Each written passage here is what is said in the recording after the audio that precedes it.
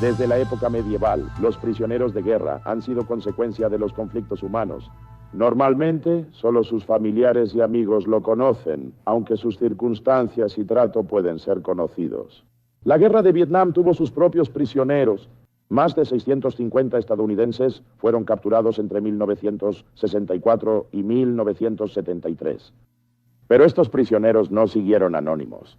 Con los años, casi todos los estadounidenses conocieron al menos el nombre de un prisionero, una esposa solitaria o un hijo sin padre, ya que algunos estuvieron cautivos casi 9 años, más que cualquier otro prisionero de guerra en otras guerras. En ese periodo dejaron de ser unos estadounidenses olvidados en una prisión asiática para volverse figuras clave en la retirada final de las fuerzas de Estados Unidos. Esta es la historia de su cautiverio.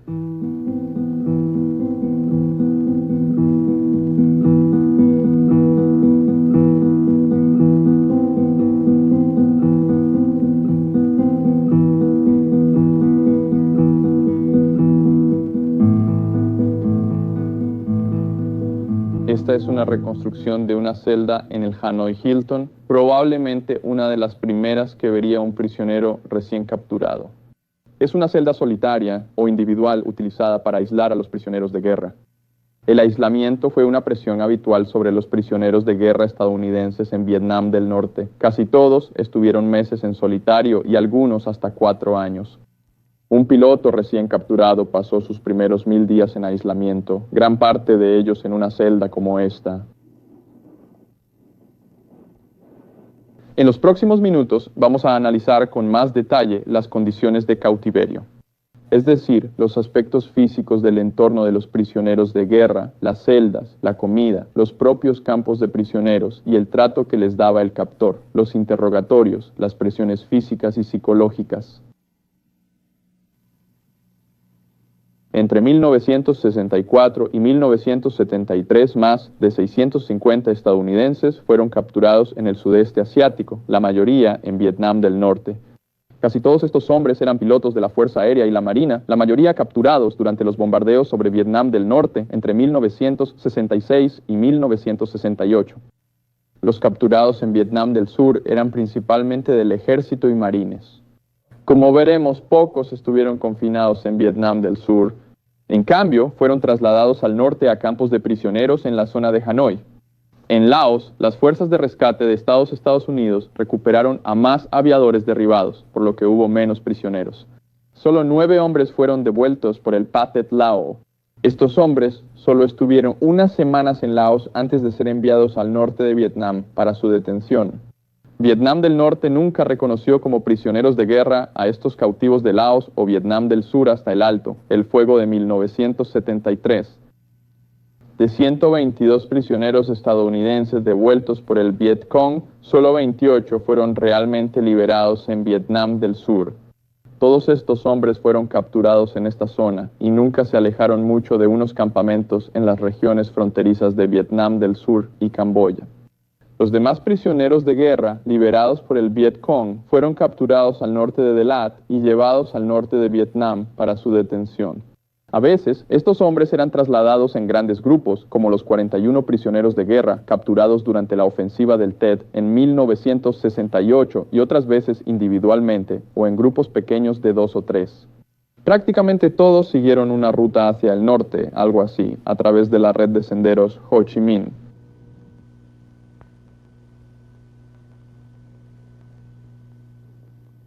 El entorno para esos prisioneros de guerra retenidos en Vietnam del Sur era primitivo. Los campamentos generalmente consistían en jaulas de bambú, pequeñas chozas o búnkeres. La vida era dura. Los prisioneros solían estar atados o encadenados por mucho tiempo, no por maltrato, sino por seguridad.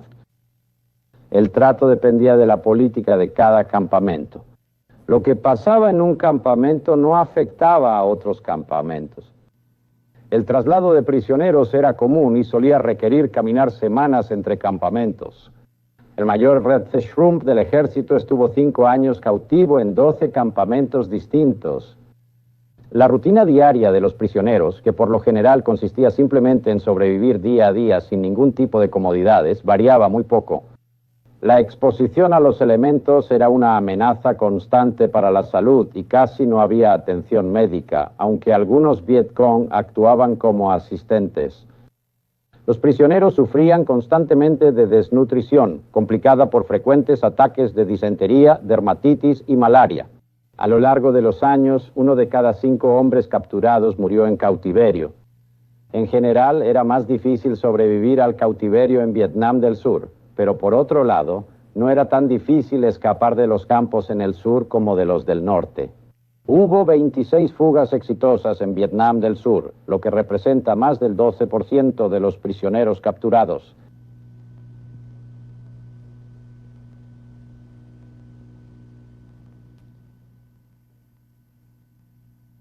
Esta es Hanoi, el destino final para casi todos los estadounidenses capturados en el sudeste asiático.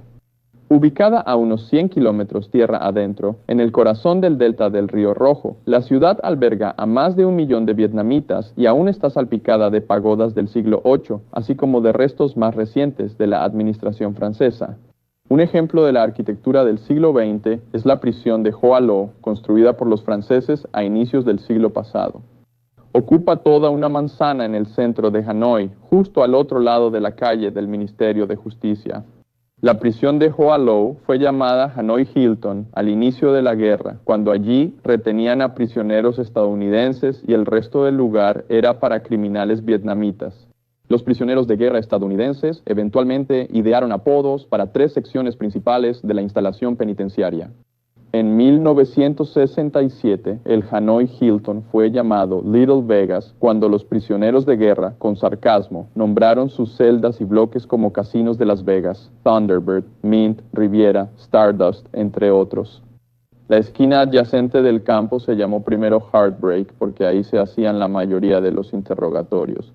En 1971 adquirió otro apodo, Villa de los Nuevos, porque los prisioneros de guerra recién capturados o nuevos recibían su procesamiento inicial en esta área.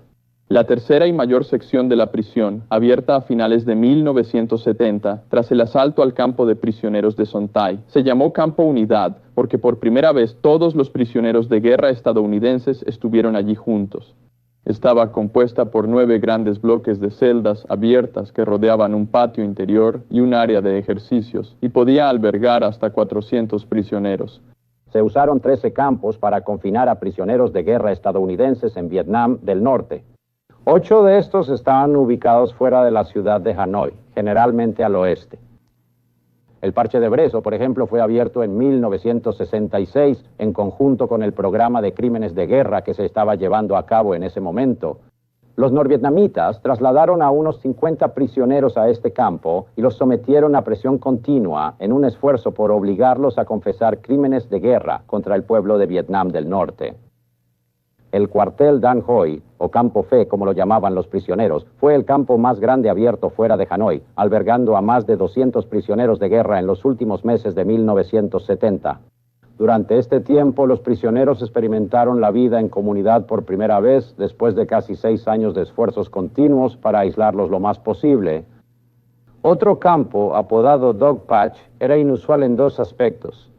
Estaba lejos de Hanoi y a menos de 10 millas de la frontera con China, en una zona inaccesible del norte de Vietnam. En segundo lugar, a diferencia de cualquier otro campo utilizado en el norte de Vietnam, estaba fuertemente camuflado incluso a nivel del suelo para que los aldeanos locales no supieran de la presencia de prisioneros de guerra estadounidenses. Esto probablemente era para evitar que estos prisioneros se perdieran en un intento de rescate estadounidense al final de la guerra. Este es un campo de Son Tai como se veía en 1969. El pequeño recinto aislado, ubicado a casi 25 millas al oeste de Hanoi y fuera de las fuertes defensas antiaéreas norvietnamitas, era un objetivo casi perfecto para un intento de rescate. El 20 de noviembre de 1970, una pequeña fuerza aterrizó en helicóptero para intentar rescatar a unos 50 prisioneros de guerra que se creía estaban ahí. Desafortunadamente, aunque la incursión se llevó a cabo sin complicaciones, los prisioneros habían sido trasladados de manera rutinaria a otro campo a unas 15 millas de distancia. La presencia constante de vietnamitas creaba la apariencia de un campo de prisioneros activo, pero la incursión se realizó en un complejo vacío. Inmediatamente después de la incursión, los norvietnamitas evacuaron apresuradamente todos los campos fuera de Hanoi y trasladaron a todos los prisioneros a la sección de unidad del Hanoi Hilton. Como veremos más adelante, esta centralización de los prisioneros de guerra obligó al captor a abandonar sus esfuerzos por aislar y separar a los prisioneros y por primera vez permitió que los prisioneros de guerra se organizaran de manera efectiva. En general, el trato a los prisioneros estadounidenses en Vietnam del Norte puede caracterizarse como perteneciente a uno de 3 periodos principales. Desde la captura de los primeros prisioneros de guerra a mediados de 1964 hasta finales de 1965, hubo poco maltrato físico o tortura. Por supuesto, los prisioneros de guerra fueron interrogados para obtener información militar, pero estos interrogatorios, aunque usaban incentivos físicos como la negación de comida y sueño, no podrían caracterizarse como brutales, inhumanos o siquiera inusuales. En otoño de 1965, la actitud de los vietnamitas hacia los interrogatorios cambió. No solo sus técnicas anteriores de interrogatorio no habían producido mucha información útil, sino que la administración norvietnamita también había iniciado un nuevo esfuerzo para explotar a los prisioneros de guerra con fines de propaganda. Sin una coerción extrema, los prisioneros no estaban dispuestos a firmar las confesiones y disculpas que exigía el captor. Y como consecuencia, los vietnamitas iniciaron un programa de tortura que duraría casi 4 años. La tortura se ha definido como la aplicación de un dolor tan intenso que causa la pérdida de la conciencia o de la voluntad. Gran parte del abuso físico iniciado por los norvietnamitas a finales de 1965 encaja en esta definición. A menudo los prisioneros eran obligados, en efecto, a torturarse a sí mismos, al ser forzados a estar de pie, sentados o de rodillas durante periodos insoportablemente largos. Un prisionero fue obligado a recargarse contra una pared desde las 7 de la mañana hasta las 9 de la noche durante 6 días y medio.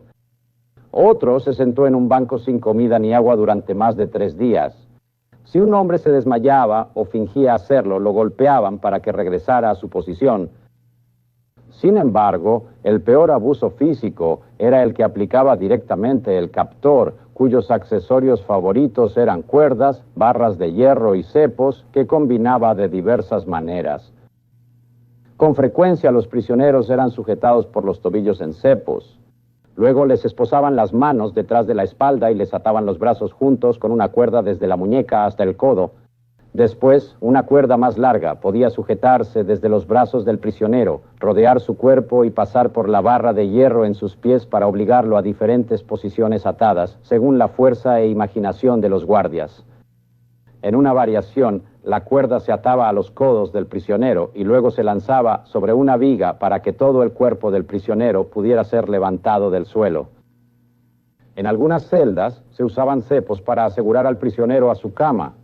Era algo sencillo para los guardias convertir estos cepos en un instrumento de tortura aún más riguroso. Los azotes eran una tortura común antes de 1969. Ataban a los prisioneros a mesas o árboles y los golpeaban con varas de bambú o tiras de hule de llantas viejas hasta que perdían el conocimiento. En algunos azotes el prisionero recibía entre 800 y 1000 latigazos. Estos castigos físicos generalmente se combinaban con aislamiento, negación de comida y sueño, privación de atención médica y acoso general. Incluso cuando el maltrato era algo común para casi todos los prisioneros, el captor generalmente intentaba citar una justificación moral para la tortura.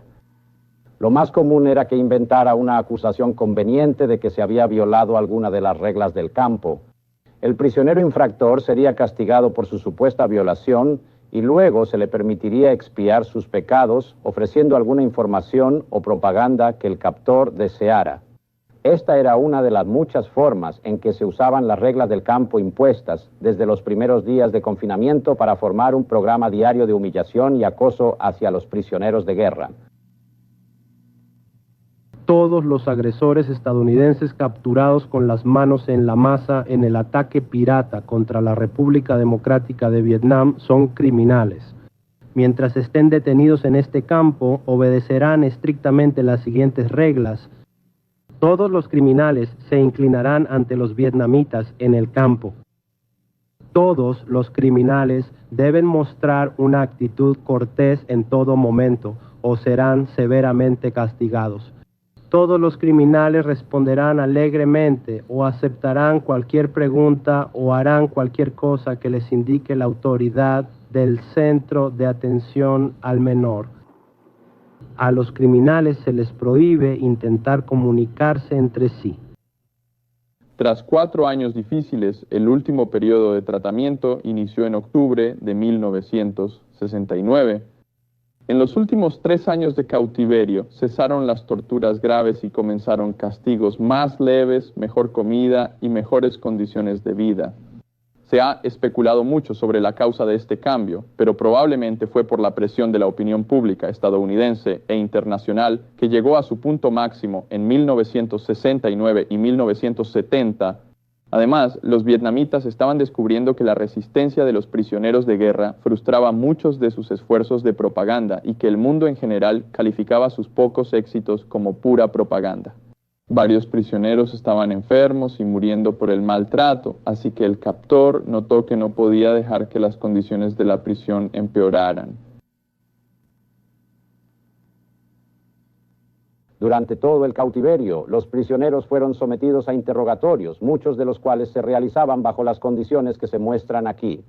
En los primeros años de la guerra, los interrogadores estaban principalmente interesados en información militar, como los tipos de aviones que se pilotaban, las tácticas de combate utilizadas y los tipos de armas empleadas. En esos años, los interrogatorios fueron en gran parte infructuosos por ineptitud, barrera del idioma y falta de familiaridad con el ejército estadounidense. Como ejemplo de esta falta de comprensión, los pilotos de la Marina a menudo eran interrogados o cuestionados, como lo llamaban los prisioneros, sobre el sistema de suministro necesario para apoyar a la fuerza de tarea de la Marina en el sudeste asiático. Sin embargo, estos interrogatorios a menudo tenían como objetivo recopilar bocetos detallados de portaaviones, completos con diagramas de los corrales para cerdos y gallinas. Después, los vietnamitas se volvieron más sofisticados y ejercieron mayor presión sobre los prisioneros. Fírmalo. Veremos que tu brazo sea atendido de inmediato. Sabes que no puedo hacer eso. Estás poniendo a prueba nuestra paciencia, criminal. Ya les di toda la info. Sin embargo, las mayores presiones solían aplicarse para obtener declaraciones de propaganda. Aunque los prisioneros generalmente lograban evadir responder preguntas militares, había pocas oportunidades de evadir cuando se enfrentaban a una declaración de propaganda. El prisionero solo tenía 2 opciones, firmar o no firmar.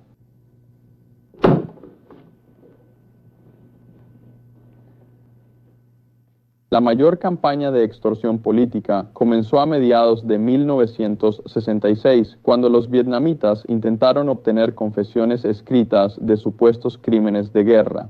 Los prisioneros eran obligados a confesar y disculparse por violar el espacio aéreo de Vietnam del Norte y bombardear instalaciones civiles como iglesias, escuelas y hospitales. Los prisioneros de guerra eran presionados para elogiar el trato recibido y solicitar por escrito el perdón del pueblo vietnamita. El programa de crímenes de guerra comenzó con la Marcha de Hanoi en julio de 1966, donde 52 prisioneros de guerra fueron forzados a marchar por las calles y agredidos por una multitud. Las transmisiones de radio describían el odio del pueblo vietnamita y sus exigencias de que los prisioneros fueran juzgados como criminales de guerra. La única alternativa al juicio y la ejecución, según les decían los vietnamitas a los prisioneros, era confesar sus crímenes y asumir una actitud adecuada, es decir, cooperativa. Frente a estas amenazas, ni un solo prisionero de guerra eligió cumplir. Siguió un periodo prolongado de tortura, durante el cual los prisioneros fueron humillados como nunca antes y finalmente obligados a escribir las declaraciones que los captores deseaban. Delegaciones de Estados Unidos y extranjeras se interesaron por estas declaraciones y buscaban entrevistar a un prisionero de guerra estadounidense. A estos visitantes los llevaban a un campo de exhibición en Hanoi para ver a prisioneros seleccionados. Aquí se muestra el campo más visitado en los primeros años de la guerra, conocido por los prisioneros como la plantación. A los hombres se les presionaba e incluso torturaba para que se reunieran con delegaciones visitantes y recitaran relatos memorizados sobre su trato humano y oposición a la guerra. A los prisioneros se les permitían privilegios recreativos especiales durante la duración de estas visitas, como en este partido de baloncesto en otro campo de exhibición, el zoológico. Este campamento fue un centro de recreación para oficiales franceses, luego un importante estudio de cine vietnamita y después una prisión en 1965.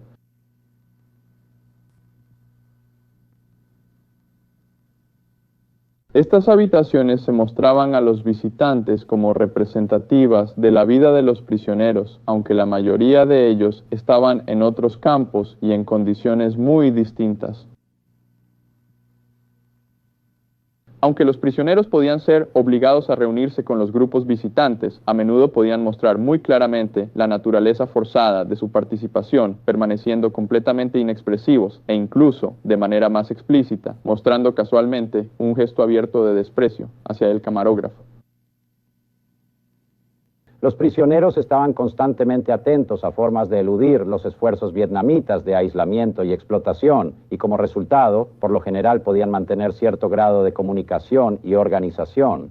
Un objetivo principal de todas las organizaciones de prisioneros de guerra es escapar, y los prisioneros en Vietnam del Norte no eran la excepción. Sin embargo, escapar de Vietnam del Norte era extremadamente difícil, y de hecho solo hubo varias ocasiones en las que los prisioneros de guerra estadounidenses realmente intentaron escapar seriamente. Los propios campos no representaban un gran obstáculo. Las fuerzas de guardia eran reducidas y poco entrenadas, y la única barrera para escapar solía ser una cerca de 2 metros. Sin embargo, al cruzar la cerca, el alto caucásico con pijama a rayas era difícil de pasar desapercibido en las calles de Hanoi. Una vez fuera de Hanoi, todavía tenía por delante muchos kilómetros difíciles de territorio densamente poblado, donde su raza, idioma y tamaño, así como una población hostil, harían que moverse fuera casi imposible. En octubre de 1967, 2 prisioneros intentaron escapar audazmente. Fueron confinados sin mucha vigilancia en un campo cercano a la planta termoeléctrica de Hanoi, a pocos cientos de metros del Río Rojo. Aprovechando la oportunidad y sin casi preparación, los hombres escaparon fácilmente del campo y entraron al río, esperando llegar al mar y contactar a una patrulla de la Marina de los Estados Unidos. Los hombres flotaron río abajo durante toda la noche, recorriendo casi 9 millas antes del amanecer. Al amanecer, pescadores vieron a ambos, los recapturaron y devolvieron a Hanoi. Al regresar a Hanoi, los 2 fugitivos se unieron a otros 9 prisioneros, hombres de alto rango que habían sido designados como organizadores y alborotadores, en un nuevo campo apodado Alcatraz. Este campo consistía en 11 celdas de aislamiento ubicadas en 2 pequeños edificios dentro del Ministerio de Defensa Nacional de Vietnam del Norte, nuevamente situado en el centro de Hanoi. Dentro de este campo, el confinamiento casi total en solitario y 14 horas al día con grilletes en las piernas serían la norma durante casi 25 meses, hasta la gran mejora en el trato a finales de 1969. Otro intento de escape se realizó en una noche lluviosa de 1969, cuando otros 2 prisioneros llevaron a cabo un esfuerzo bien planeado desde el zoológico. Los 2 fugitivos escaparon por un agujero en el techo y, disfrazados de campesinos vietnamitas, intentaron bordear el extremo occidental de Hanoi para llegar al Río Rojo y dejarse llevar al mar. Los hombres fueron recapturados la mañana siguiente tras 10 horas libres. Los fugitivos y algunos otros prisioneros de guerra en el zoológico fueron sometidos a días de golpizas e interrogatorios, mientras los vietnamitas intentaban eliminar el liderazgo de los prisioneros y destruir la red de comunicación entre ellos. La purga en el zoológico fue uno de los últimos casos de tortura severa en el norte de Vietnam, ya que en octubre de 1969, tras más de 4 años de trato brutal, se alcanzó un punto de inflexión. La era de condiciones generalmente duras fue reemplazada por una atmósfera de castigos más leves y condiciones de vida mejoradas. Los vietnamitas se mostraron preocupados por su imagen mundial, haciendo del comandante del Hanoi Hilton el chivo expiatorio ante la creciente publicidad sobre el maltrato a prisioneros. En una disculpa pública al pueblo de Vietnam del Norte, se le exigió admitir su mala aplicación de la política indulgente y humana hacia el personal capturado. El mejor trato se manifestó de muchas maneras. Se les dio ropa y mantas extra, duplicaron la ración de cigarrillos de 3 a 6 al día y permitieron a los prisioneros pasar más tiempo fuera de sus celdas. La dieta también mejoró con la adición de fideos, más carne y otros ingredientes a la sopa diaria. Aquí hay imágenes de archivo publicadas antes de 1969 por los vietnamitas, en un intento de mostrar la comida deliciosa y apetitosa que supuestamente se servía rutinariamente a los prisioneros. Los prisioneros de guerra solo recibían ese tipo de comida 2 o 3 veces al año, en ocasiones especiales como el Tet, el Año Nuevo Vietnamita y Navidad. En todos los demás días solo recibían 2 comidas, cada una consistía en un tazón de sopa aguada, generalmente de calabaza, y 2 pequeños panes. El tratamiento médico mejoró un poco a finales de 1969. Sin embargo, a diferencia de la propaganda mostrada en películas, pocas veces se daba atención en hospitales profesionales. Los problemas médicos más comunes incluían quemaduras y fracturas sufridas durante el derribo y la captura, así como disentería, problemas gástricos y parásitos intestinales. Ante la ausencia de atención médica profesional, los prisioneros de guerra desarrollaron sus propios remedios para muchas enfermedades, como comer cáscaras de plátano para controlar la diarrea y usar pasta de dientes como crema antiséptica. Durante 1970, la lenta y progresiva mejora en el trato continuó. Sin embargo, algunos hombres siguieron aislados en cada campo y la mayoría de los prisioneros de guerra no podían escribir ni recibir cartas incluso tras 5 o 6 años de cautiverio. Las altercaciones con los guardias continuaron, usualmente por las actividades de comunicación de los prisioneros de guerra. La organización de los prisioneros de guerra mejoró en todos los campos por la menor presión. A fines de 1970, tras la incursión en Son Tai, los vietnamitas tuvieron que reunir a todos los prisioneros de guerra en su prisión más segura, el Hanoi Hilton. Los prisioneros aprovecharon esta oportunidad inédita para fortalecer su posición y pronto formaron la organización que perduraría los últimos 3 años de cautiverio, la cuarta ala de prisioneros de guerra aliados. El ala incluía a 352 prisioneros estadounidenses en el Hanoi Hilton, 3 tailandeses y un teniente de la Fuerza Aérea de Vietnam del Sur, formando así una organización aliada. El ala fue nombrada cuarta porque era la 4ª vez en el siglo que militares estadounidenses estuvieron en cautiverio tras la Primera y Segunda Guerra Mundial y la Guerra de Corea. El objetivo de los prisioneros de guerra se formalizó al seleccionar el lema del ala, regresar con honor. El ala estaba comandada por el mayor general Juan P. Flynn de la Fuerza Aérea, quien en ese momento era coronel y el oficial de mayor rango en cautiverio. Su personal incluía representantes de todas las Fuerzas Armadas y se extendía hasta cada habitación en el Hilton, que fue designada como escuadrón. La organización se volvió bastante compleja y sofisticada, y como dijo uno de los repatriados, teníamos de todo excepto un oficial de control de vida silvestre, y probablemente lo habríamos tenido en unos meses más. Los prisioneros no podían ver películas como Mi Bella Dama, pero algunos prisioneros de guerra que habían visto una película varias veces se volvieron narradores de películas, una respuesta al entretenimiento. Un prisionero, por ejemplo, inició sus primeros días de cautiverio relatando la trama básica de Mi Bella Dama durante cerca de 1 hora. Al final del cautiverio, él ofrecía un espectáculo de 4 horas y media con música y letras de canciones. Otro prisionero de guerra creó una versión de 8 horas de Lo que el viento se llevó. Otros prisioneros se volvieron expertos en relatar novelas, mientras que otros desarrollaron cursos completos de instrucción en materias como francés, español, historia de Estados Unidos, apreciación del arte, filosofía, termodinámica e incluso mecánica automotriz. Estos cursos se enseñaban no solo a los compañeros de celda, sino también a prisioneros interesados en todo el campo, transmitiendo las conferencias de habitación en habitación, golpeando las paredes.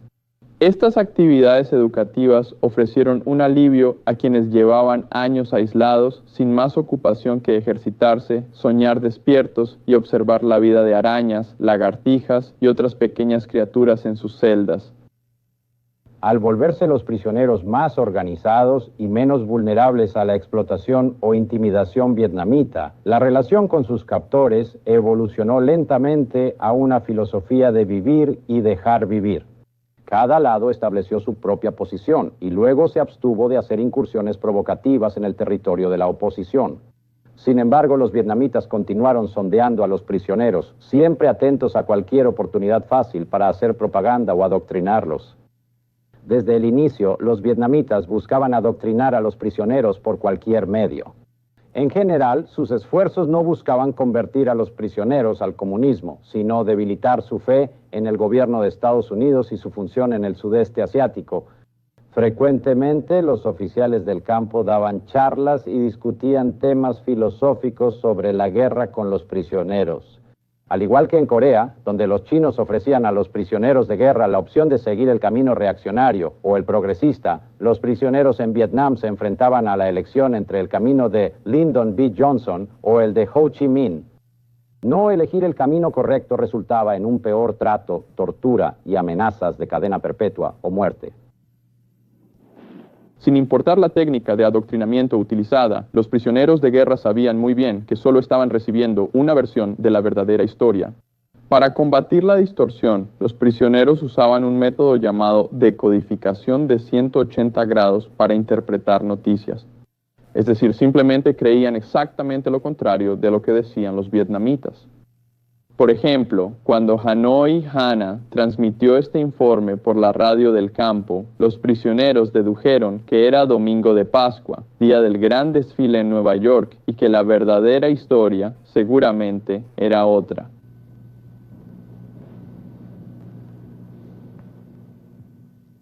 Como dijimos antes, las mejoras en el trato iniciadas a finales de 1969 permitieron que los prisioneros se recuperaran física y mentalmente de años de aislamiento y abuso.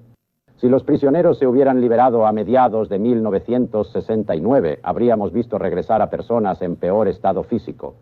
En los últimos meses de encarcelamiento, desde septiembre de 1972, los vietnamitas mejoraron notablemente la vida de los prisioneros de guerra ante la firma de un acuerdo de paz. Se entregó comida extra con suplementos a prisioneros de guerra enfermos. Los hombres de todos los escuadrones podían mezclarse afuera y jugar voleibol, baloncesto y otros juegos con más libertad. Algunos empezaron a recibir exámenes médicos completos, incluso radiografías de tórax.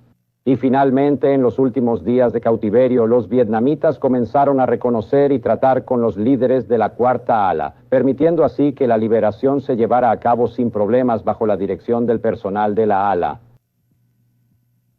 Acabas de ver algunos aspectos de la experiencia de cautiverio en el sudeste asiático.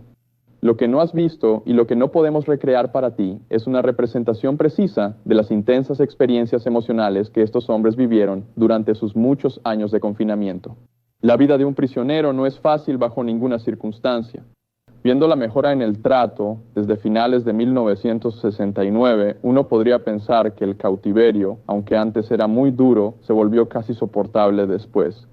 Para el prisionero, la monotonía, ansiedad, miedo e incertidumbre persisten aún en los mejores momentos del cautiverio.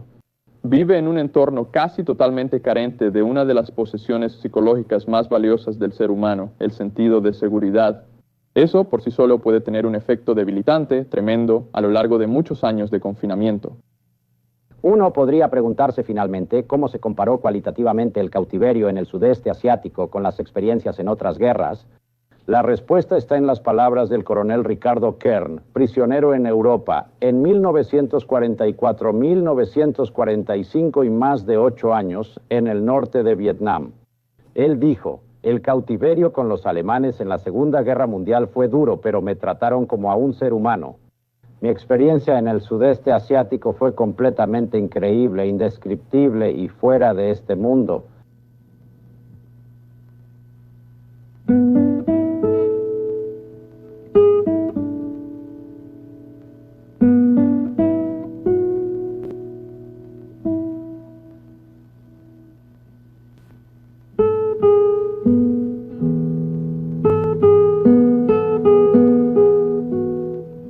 Los prisioneros regresaron a casa con un sentido de honor, con un orgullo y una fe en su país que asombró a muchos estadounidenses. Pero la lección que aprendieron y mostraron tan abiertamente fue una que Goethe enseñó hace años. Lo que han heredado de sus padres, gánenselo de nuevo por ustedes mismos o no será suyo. Estos hombres vivieron una crisis de libertad que pocos estadounidenses han experimentado. Se vieron obligados a examinarse, renunciar a la comodidad y redescubrir el vigor, fe, valor e imaginación necesarios para sobrevivir. Pensamiento intenso, idealismo ardiente, sacrificio ilimitado. Estas fueron las cualidades que hicieron posible que estos hombres regresaran con honor.